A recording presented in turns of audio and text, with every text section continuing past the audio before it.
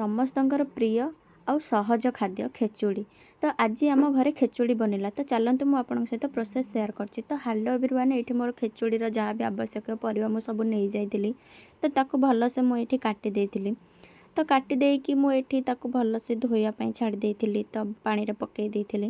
ତ ଆଜି ଖେଚୁଡ଼ି ବନିବାର କାରଣ ହେଲା, ଆଜି ହେଉଛି ଖୁଦୁରୁକୁଣୀ ଫାଷ୍ଟ ପାଳି। ତ ଝିଅ ଓଷା କରିଛନ୍ତି, ତ ସେଥିପାଇଁ।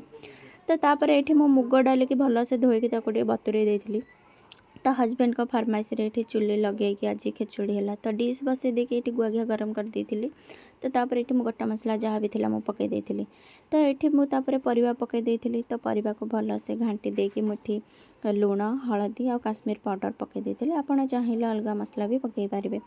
ତ ତାପରେ ଏଇଠି ମସଲାରୁ ଟିକେ ପାଣି ବାହାରି ସାରିଲା ପରେ ମୁଁ ଏଠି ଆବଶ୍ୟକ ଅନୁସାରେ ଆମର ପାଣି ଦେଇଥିଲି। ତ ଯେତିକି ଆମର ଦରକାର, ତ ମୁଁ ତାପରେ ଏଇଠି ପାଣିକି ଟିକେ ଫୁଟିବାକୁ ଛାଡ଼ି ଦେଇଥିଲି। ତ ପାଣି ଫୁଟି ସାରିବା ପରେ ମୁଁ ଏଠି ଅରୁଆ ଚାଉଳ ଆଉ ମୁଗ ଡାଲିକି ରଖିଥିଲି। ଆପଣମାନେ ଚାହିଁଲେ ଅଲଗା ଡାଲି ବି ଆଡ଼୍ କରିପାରିବେ।